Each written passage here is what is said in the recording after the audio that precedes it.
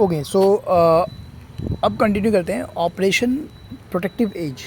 ठीक है, operation Protective as क्या होता है समझो। देखो, इज़राइल और हमास के बीच में जो है टेंशन्स बढ़ रहे थे। ठीक है, टेंशन्स जो है वो हमास कौन है? जो गाज़ा स्ट्रिप को कंट्रोल कर रहा है। हमास कौन है? एक टेरर आउटफिट है जो कहाँ पे कॉन्सेंट्रेटेड है? गाज़ा स्ट्रिप में। और जो हमने दिखा दिया मैप में गाज़ा स्ट्रिप कहाँ पे है। ठीक है, तो इज़राइल और हमास के बीच में जो है टेंशन्स जो है बढ़ गए। गाज़ा से जो है वो लोग रॉकेट मारते हैं इज़राइल के ऊपर रॉकेट मारते हैं। ठीक है, तो टेंशन्स बढ़ गए। ठीक है, अब बोलोगे टेंशन कैसे बढ़ गए? गाज़ा स्ट्रिप से तो जो है इज़राइल ने तो अपने फोर्सेस को 2005 में ही विड्रॉ कर लिया था। उसको हम गाज़ा डिसएंगेजमेंट प्लान के नाम से जानते हैं। हाँ, विड्रॉ ज़रूर कर लिया था, लेकिन मैंने क्या बताया था कि बॉर्डर एरियाज़ में IDF इज़राइली डिफेंस फोर्सेस तैनात रहती थी, जो कि वहाँ के लोगों के मूवमेंट को जो है कंट्रोल करती थी, जिसके वजह से ट्रेड नहीं हो पाता था। और किसी देश की अगर ट्रेड नहीं हो पाएगी तो उसकी इकॉनमी चलेगी कैसे? ठीक है, तो ले दे करके कुछ कुछ बातें थी, कुछ कुछ इश्यूज़ थे जो अब तक रिज़ॉल्व नहीं हुए थे। ठीक है, तो रिज़ॉल्व नहीं हुए थे तो प्रॉब्लम चल रही थी। ठीक है, अब देखो क्या हुआ। 2014 की बात है। 2014 में गाजा हमास और इसमें जो है टेंशन। देखो अभी क्या है कि कभी कभी झगड़े जो होते हैं वो अस्तित्व के लिए होते हैं, लेकिन बाद में वही झगड़े जो है राजनीति का रूप ले लेते हैं। हमने पढ़ा कि ये लोग पैलेस्टीनियन जो अथॉरिटी थी, जो PLO थी, जिसका निर्माण 1964 में हुआ था, पैलेस्टीनियन लिबरेशन ऑर्गेनाइजेशन, वो पैलेस्टीन को इसराइल से आज़ाद दिलवाना चाहती थी। PLO मान भी गई। PLO जो हमने पढ़ा था, जो ओस्लो एकॉर्ड था 1993 का, PLO उसमें मान भी जाती है। लेकिन उसके बाद जो है कुछ लोग ऐसे होते हैं जो इस चीज़ से खुश नहीं होते, क्योंकि उनकी राजनीति ख़त्म हो रही होती है, और PLO से टूट जाते हैं, एक गलत ग्रुप बन जाते हैं फतह। और सिमिलरली एक और टेरर आउटफिट का जन्म होता है जिसका नाम होता है हमास। और 2005 में जब इजरायली फोर्सेस विड्रॉ कर लेती है गाजा स्ट्रिप से, तो वहाँ पे पैलेस्टीनियन अथॉरिटी पहुँच जाती है, लेकिन बाद में पैलेस्टीनियन अथॉरिटी के अगेंस्ट रिवोल्ट करके हमास उस एरिया को सीज कर लेता है। तो देख रहे हो कभी अब क्या हो गया, लड़ाई जो है वो राजनीति हो गई है, पूरी तरीके से पॉलिटिकल हो गई है। ठीक है, तो 2014 की बात है। 2014 में हमास जो है कुछ इजरायली औरतों को, कुछ इजरायली बच्चों को किडनैप कर लेते हैं, उसको मार डालते हैं। ठीक है, उसको मार डालते हैं। कहाँ पे मार डालते हैं? जेरूसलम में मार डालते हैं। जेरूसलम में पब्लिकली मार डालते हैं। ठीक है, अब इसराइल का ये है कि भाई इसराइल के किसी एक व्यक्ति को भी छू दो तो इसराइल, बताया जाता है इसराइल के बारे में कि अगर इंसान पाताल में भी, मार्स में भी चला गया हो तो वो मार्स में जाके मारेगा। इसराइल का ये एटीट्यूड है, ऐसा कहा जाता है। ठीक है, तो इसराइल ने क्या किया? इसराइल ने हमास के ऊपर एयर स्ट्राइक करना चालू किए। एयर स्ट्राइक, अब एयर स्ट्राइक से 6 डे वॉर पता होना चाहिए, 1967, समझ में आ रहा है ना? 5 जून 1967 को इजरायली जो है वो 3 देशों में, इजिप्ट, जॉर्डन और सीरिया, तीनों के ऊपर एयर स्ट्राइक करता है, तीनों के एयर बेसेस को तबाह करके रख देता है। ठीक है, तो अब क्या करता है, यहाँ पे भी हमास के अगेंस्ट जो है इसराइल एयर स्ट्राइक करते हैं, रॉकेट लॉन्च करते हैं, गाजा में तबाही मचा के रख देता है इसराइल। क्यों? क्योंकि उनके लोगों को हमास ने मारा। तो इसराइल वाले जो है पूरे गाजा का जो है हाल तबाह करके रख देते हैं। ठीक है, और इस वजह से क्या होता है कि जब भी दो देशों में बड़े स्केल पे वॉर छिड़ती है तो ह्यूमैनिटेरियन क्राइसिस लेके आती है। क्या लेके आती है? Humanitarian crisis. ये चीज़ याद रखना, कभी भी दो देशों के बीच में चाहे वो झगड़े का वजह कुछ भी हो, ह्यूमैनिटेरियन क्राइसिस आएगा। ह्यूमैनिटेरियन क्राइसिस का मतलब क्या होता है? मतलब ये होता है कि लोग मारे जाएंगे, प्रॉपर्टी टूट जाएगी, डिस्ट्रक्शन हो जाएगा, लोग डिस्प्लेस हो जाएंगे। डिस्प्लेस का मतलब कि अपने घर को छोड़ के वो दूसरी जगह पे भागेंगे, तो डिस्प्लेसमेंट होगा। समझ में आ रहा है? तो इस तरीके की ह्यूमैनिटेरियन क्राइसिस, लोगों को खाना नहीं है, पानी नहीं है, ठीक है, ह्यूमैनिटेरियन क्राइसिस आ जाता है जब भी दो देशों के बीच में संघर्ष होता है। तो ह्यूमैनिटेरियन क्राइसिस यहाँ पे भी देखने को मिला। समझ में आ रहा है? और ये जो, तो इजराइल ने जो हमास पे जो ये स्ट्राइक किया, जो एयर स्ट्राइक किया, जो वॉर छेड़ा गाजा में, उसी को हम कहते हैं ऑपरेशन प्रोटेक्टिव एज। इजराइल को ये ऑपरेशन प्रोटेक्टिव एज, इजराइल ने इसको नाम दिया। ये लगभग 50 दिनों तक चला, और 50 दिनों में गाजा को लगभग बर्बाद करके रख दिया। वहाँ की इंफ्रास्ट्रक्चर कह लो, इकोनॉमी कह लो, सोसाइटी कह लो, सबको बर्बाद करके रख दिया। This is Operation Protective Edge. समझ में आ रहा है? अब देखो यूएस का क्या रोल था, तो यूएस का रोल जो है वो तुम एक बार खुद से जनरल रीडिंग ले लेना, उतना ज़्यादा एनालिटिकल पार्ट में भी जाने की ज़रूरत नहीं है, तो इस चीज़ को मैं स्किप कर रहा हूँ। लेकिन अगर तुमको जानने का मन हो कि यूएस इसमें क्या रोल प्ले कर रहा था, जो कि बहुत इंटरेस्टिंग है, तो तुम खुद से पढ़ सकते हो। एनीवे मैं आगे चलता हूँ। अब देखो पॉसिबल सॉल्यूशंस क्या हो सकते हैं। अगर तुमसे कोई पूछे कि हाँ इजराइल पैलेस्टीन को इतना पढ़ा, तो तुम ही बता दो क्या समाधान हो सकता है। एक तो 2 स्टेट का सॉल्यूशन हो सकता है, 2 स्टेट सॉल्यूशन। भाई यूनाइटेड नेशन ने 1947 में 2 स्टेट सॉल्यूशन तो दिया था, अरब वालों ने नहीं माना, इजराइल तो मान रहा था। इंस्टेड अरब वालों ने वॉर छेड़ दिया और ज़्यादा नुकसान में चले गए। तो एक तो 2 स्टेट सॉल्यूशन हो सकता है। 1 स्टेट सॉल्यूशन हो सकता है क्या? हाँ ये भी हो सकता है। भाई भारत में भी तो मुसलमान हिंदू रह रहे हैं, साथ में रह रहे, 1 स्टेट सॉल्यूशन है। तो एक तरीके से एक उनका कॉन्स्टिट्यूशन हो, वहाँ पे इक्वल राइट्स दिए जाए, चाहे वो पैलेस्टीनियंस हो चाहे वो जूस हो, तो 1 स्टेट सॉल्यूशन भी पॉसिबल है। ठीक है, उसके बाद कॉन्फेडरेशन की भी गवर्नमेंट हो सकती है। कॉन्फेडरेशन की भी गवर्नमेंट की ठीक है, एक तरीके से कॉन्फेडरेशन का मतलब समझ लो कि 4-5 कॉन्फेडरेशन मतलब क्या होता है कि मान लो एक तरीके से भारत को ही समझ लो, Bharat federation confederation similar concept है। भारत में जैसी स्थिति है, भारत में जो व्यवस्था है वो व्यवस्था वहाँ भी की जा सकती है। ठीक है, या कोई पीस फ्रेमवर्क लाया जा सकता है कि भाई जो है जैसे कि 2002 में जो है अरब पीस इनिशिएटिव को प्रपोज़ किया गया था। तो ये सब उतना इम्पॉर्टेंट नहीं है। ठीक है, ये सब चीज़ें मैं आगे बढ़ता हूँ। इंडिया का क्या इंस्टांस है, थोड़ा इसको समझो। देखो इंडिया का क्या इंस्टांस है, इसको महात्मा गांधी समझते हैं कि महात्मा गांधी ने क्या कहा था। भाई 1948 उस वक्त महात्मा गांधी जीवित थे, ये इशू जब चल रहा था ना इजराइल पैलेस्टीन का, तब महात्मा गांधी जीवित थे। बाल्फोर डिक्लेरेशन 1917, महात्मा गांधी जीवित थे। 1915 में महात्मा गांधी भारत आए थे। ठीक है, तो महात्मा गांधी ने क्या कहा था? महात्मा गांधी ने कहा था कि my sympathy for the Jews does not blind me to the requirements of justice. बोलता है कि जूज के लिए जो मेरी सिंपैथी है, वो सिंपैथी मुझे जस्टिस को देखने से अंधा नहीं करती। अब महात्मा गांधी के लिए जस्टिस क्या था? महात्मा गांधी के लिए जस्टिस था कि it is wrong and inhuman to impose the Jews on the Arabs. Mahatma Gandhi का कहना था। अब देखो यहाँ पे महात्मा गांधी का बात जो है वो थोड़ा कंट्रोवर्शियल हो सकता है। महात्मा गांधी कहते हैं कि ये गलत है, अगर जूस खुद को इम्पोज कर रहे हैं अरब में तो ये गलत है। अब देखो महात्मा गांधी की इस बात को तुम इंटरप्रेट करना लोगों के ऊपर है। अब यहाँ पे एक आर्गुमेंट ये भी दिया जा सकता है कि क्यों गलत है। क्यों गलत है? जब जूस का होलोकॉस्ट किया जा रहा है, उसको गैस चैम्बर में भर भर के मारा जा रहा है, तो लोग तो भागेंगे ना। यहूदियों पे जब अत्याचार किया जा रहा है, ठीक है, कार्बन मोनोऑक्साइड के जरिए जो है गैस चैम्बर में उनको डाल के मार दिया जा रहा है, तो वो तो भागेंगे। और भागेंगे तो भाग के जाएंगे कहाँ? वहीं जहाँ पे उनको होप दिखाई दे रहा है। यूरोप वाले उनको कोई छोड़ नहीं रहे, ठीक है, तो वहीं जाएंगे ना जहाँ पे उनको होप दिखाई दे रहा है। पैलेस्टीन जाएंगे, जो उनका कभी एंसेस्ट्रल होमलैंड हुआ करता था। जूस की भी जो है रिलीजियस आस्था वहाँ से जुड़ी हुई है, तो वो पैलेस्टीन जाएंगे। तो महात्मा गांधी ने कहा कि ये चीज़ गलत है। अरे गलत है तो जाएंगे कहाँ? और जब जूस गए तो उन लोगों ने यूनाइटेड नेशन के प्लान को भी माना। ये तो अरब वाले थे जिसने उस पर अटैक लॉन्च किया, और अटैक लॉन्च किया तो कोई भी सेल्फ डिफेंस में लड़ाई करेगा। सेल्फ डिफेंस करना इंसानों का राइट है। तो महात्मा गांधी ये चीज़ कहते हैं, मतलब ये अरब वालों का साइड लेते हैं, अरब्स का साइड लेते हैं। और ऐसा देखा गया है कि महात्मा गांधी हमेशा से मुसलमान को लेकर के थोड़ा मुसलमानों की तरफ ज़्यादा इंक्लाइंड रहे हैं, ऐसा समझ में आता है। ठीक है, जैसे कि महात्मा गांधी यहाँ तक एग्री कर गए थे कि भारत का बंटवारा ना हो, भले ही भारत का प्रधानमंत्री मोहम्मद अली जिन्ना क्यों ना बन जाए। ठीक है, तो ये चीज़ें काफ़ी कंट्रोवर्सी है। ओके, एनीवे, अब देखो क्या है कि 1947 में भारत का पार्टीशन हुआ। अब जब भारत का पार्टीशन हुआ तो याद रखना, भारत का जो पार्टीशन हुआ, हम लोग भले ही 1947 को देश आज़ाद हुआ ये सेलिब्रेट करते, लेकिन पार्टीशन से बहुत सारे नुकसान हुए। कैसे नुकसान हुए मैं बताता हूँ। एक तो पार्टीशन वायलेंस हुआ। भाई जब भारत पाकिस्तान बना तो कितने लाखों लोग जो है ट्रेन में भर भर के, जब पाकिस्तान में जो हिंदुओं को दौड़ा करके मारा गया, काटा गया, ठीक है, ट्रेन में जो है कटा शरीर, कटा हाथ, कटा पैर जो है ट्रेन में भर भर के भारत आए।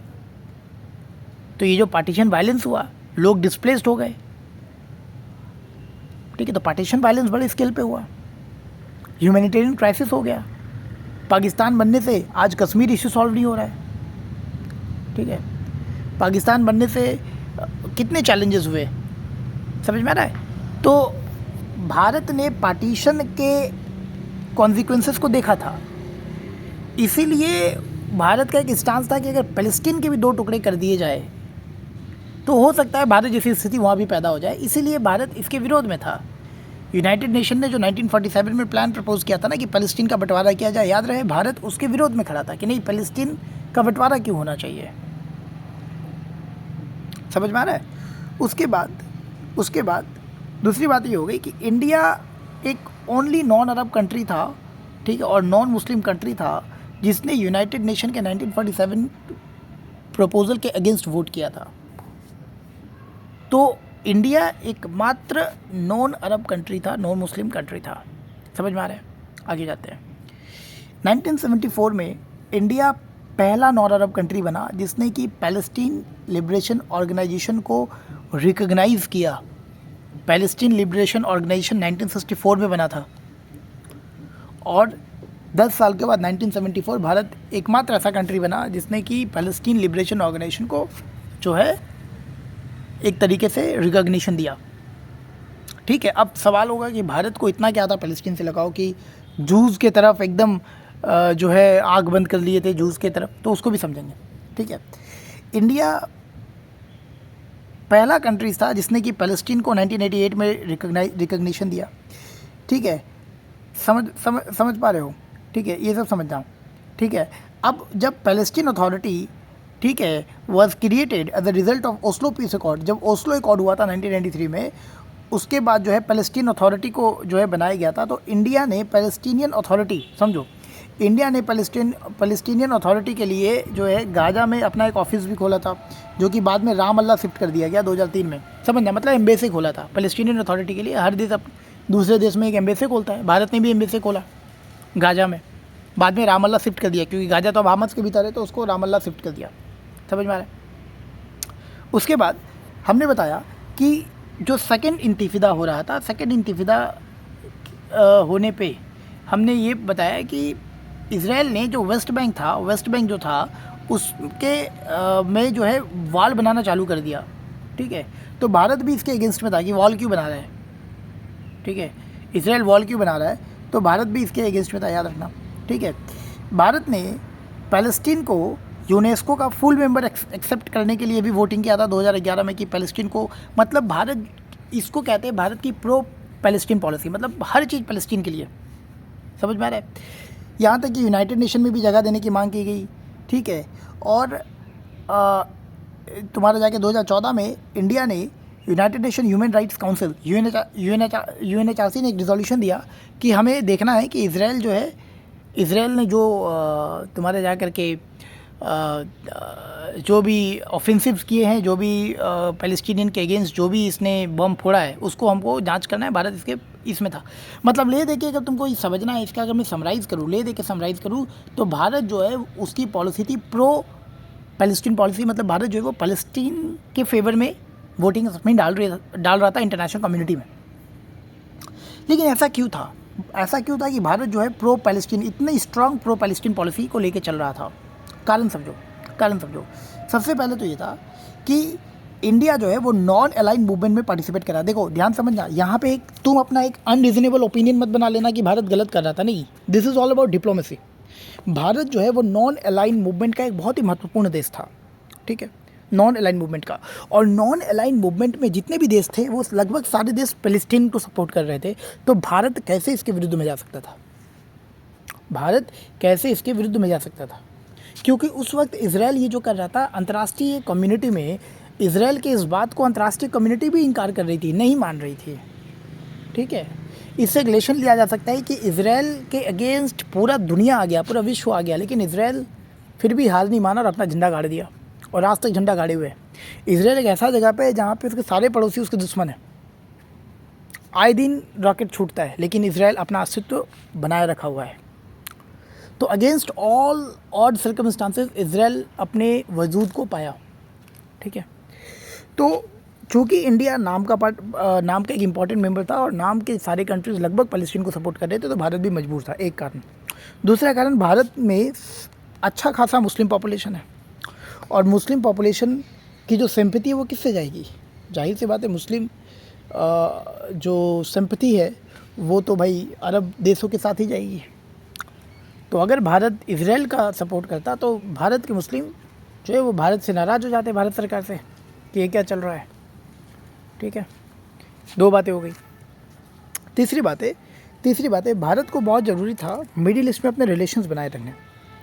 ठीक है, मिडिल ईस्ट में अगर भारत खुल करके इजराइल के समर्थन में आ जाता या इजराइल के सपोर्ट में आ जाता, तो मिडिल ईस्ट जो कंट्रीज़ है, जो अरब स्टेट्स हैं, जिस पे भारत तेल के लिए, जो उनका जो क्रूड ऑयल है, एनर्जी सिक्योरिटी मतलब तेल वगैरह के लिए, क्रूड ऑयल के लिए जिस पे निर्भर करती है, वो मुश्किल पड़ जाता, वो डिसरप्ट हो जाता। और भारत का एक अच्छा खासा डायस्पोरा का मतलब है कि भारत का एक अच्छा खासा पॉपुलेशन जो अरब नेशंस में रहता भी था। अब अरब नेशंस में रहता था और ऐसा स्थिति आ जाए कि भारत इजराइल का सपोर्ट करे, तो जो डायस्पोरा, जो भारत के जो लोग थे, जो अरब नेशंस में जो भारतीय रह रहे थे, वो भी तो बहुत सारा पैसा जो है रिमिटेंस के तौर पे भारत भेजते हैं। जो भी कमाते हैं अपने घर वालों को, या जो भी उनके लोग रहते हैं भारत में, उनको पैसा भेजते हैं। तो उनसे भारत का जो तुम्हारा एक तरीके से जो नेशनल इनकम है वो बूस्ट होता है। तो कहीं ना कहीं उस पर भी रोक लग जाता। समझ में आ रहा है? ठीक है, तो अगर भारत फ़लस्तीन को सपोर्ट कर रहा था, तो उससे अरब कंट्रीज़ के से रिलेशन भारत के अच्छे थे, क्योंकि भारत अरब कंट्रीज़ पे काफ़ी चीज़ों के लिए डिपेंडेंट था।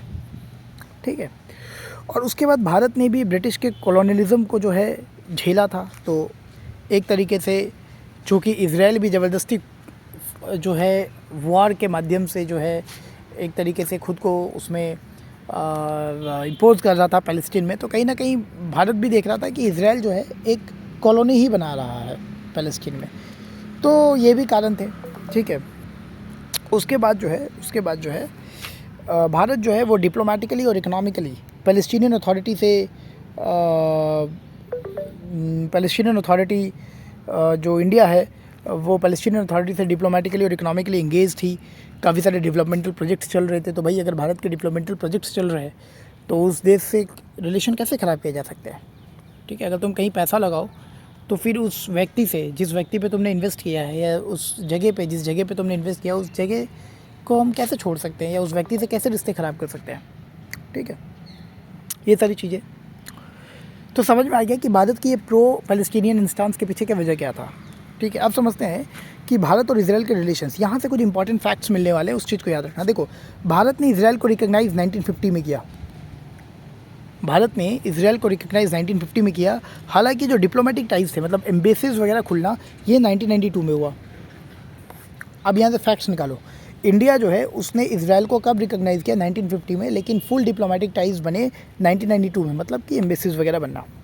समझ में आ रहा है? जब इजराइल 1948 में बन गया, जब 1948 में इजराइल बन गया, तब जा कर के पूरा का पूरा जियो पॉलिटिक्स ही बदल गया। ठीक है, भारत जो थे, Bharat under prime minister Jawaharlal Nehru, एक तरीके से वो स्टार्टिंग में हमें पता है नॉन अलाइन मूवमेंट के साथ जुड़े हुए थे। ठीक है, और नॉन अलाइन मूवमेंट फ़लस्तीन के साथ जुड़ा हुआ था। नॉन अलाइन मूवमेंट कंट्रीज़ जो थे वो फ़लस्तीन के साथ जुड़ा हुआ था। समझ में आ रहा है? तो कोल्ड एरा के दौरान ध्यान समझना, कोल्ड एरा के दौरान में भारत जो है दिखाने के लिए तो नाम का मेंबर था कि हम ना यूएस की तरफ है ना यूएसएसआर की तरफ है, लेकिन कहीं ना कहीं वो यूएसएसआर की तरफ इंक्लाइन था। अगर पूछा जाए, अब देखो कोई आदमी 100% न्यूट्रल नहीं रह सकता, वो कहीं ना कहीं थोड़ा सा बायस्ड होगा, इंक्लाइंड होगा। तो किसकी तरफ इंक्लाइन था भारत? तो यूएसएसआर की तरफ इंक्लाइन था। और यूएसएसआर किसकी तरफ इंक्लाइन था? तो फ़लस्तीन की तरफ इंक्लाइन था। ठीक है, तो इसीलिए भारत को कहीं ना कहीं फ़लस्तीन के साथ एक इस तरीके की पॉलिसी रखनी पड़ रही थी फ़लस्तीन की तरफ। समझ में आ रहा है? ठीक है, अब समझते हैं कि भारत कब इजराइल के तरफ भारत का रिलेशनशिप इस्टेब्लिश हुआ। इसको समझो। देखो, जब धीरे धीरे अंतर्राष्ट्रीय व्यवस्था में, इंटरनेशनल कम्युनिटीज़ में इजराइल को मान्यता मिलने लगी, तो भारत के लिए भी ज़रूरी हो गया था कि भारत भी इजराइल के साथ जो है अपने रिलेशंस को अच्छे बनाए, अपने रिलेशंस को इस्टेब्लिश करे। समझ में आ रहा है? अपने रिलेशंस को इस्टेब्लिश करे। तो भारत और इजराइल में काफ़ी कुछ कॉमन था, चाहे वो एग्रीकल्चर से हो जाए, एग्रीकल्चर के लिए इजराइल के पास एक से एक टेक्नोलॉजी है, वाटर मैनेजमेंट की बात हो जाए, या काउंटर टेररिज्म, डिफेंस कॉपरेशन। तो इन सारी चीज़ों में भारत को बहुत ज़रूरी था इजराइल का सपोर्ट। इजराइल से भारत को बहुत सारे बेनिफिट्स था, चाहे वो एग्रीकल्चर में हो जाए, चाहे वो वाटर मैनेजमेंट में, काउंटर टेररिज्म में, बहुत सारे फ़ायदे थे। तो भारत के लिए ज़रूरी था कि वो इसराइल के साथ जो है रिलेशनशिप इस्टेब्लिश करे, क्योंकि अब इसराइल एक पावरफुल नेशन बन चुका है। तो जब लोग पावरफुल हो जाते हैं तो बाकी लोग उसकी तरफ चले आते हैं। ठीक है, समझ में आ रहा है? ये सारी चीज़ें हैं। ठीक है, अब एक चीज़ समझो कि अरब कंट्रीज़ जो थे, कश्मीर, भारत और पाकिस्तान के बीच में जो कश्मीर इशू चल रहा है, उसमें अरब कंट्रीज़ एकदम शांत बैठे हुए हैं। मतलब भारत हमेशा से अरब को सपोर्ट करते आया हुआ है और अरब कंट्रीज़ हमेशा इंडिया कश्मीर इशू में शांत बैठा हुआ है। ठीक है, तो ये भी एक कारण था कि क्यों भारत को इसराइल के तरफ इंक्लाइन होना पड़ा।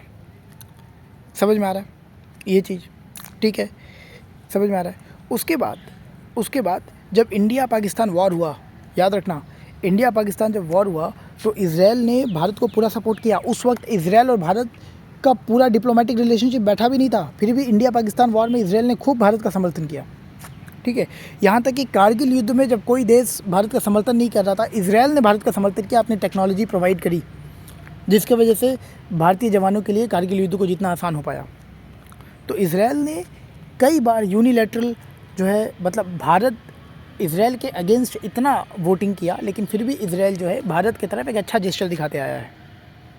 समझ में आ रहा है? ठीक है, फाइनली 1992 में जब फुल डिप्लोमेटिक इस्टेब्लिशमेंट हुआ भारत इसराइल के बीच में, तब जा करके एक ड्रास्टिक चेंज देखने को मिला इंडिया इसराइल रिलेशन। देखो आज इंडिया और इसराइल कहाँ कहाँ पे एंगेज है, समझो। डिफेंस और सिक्योरिटी में इंडिया इसराइल एंगेज है।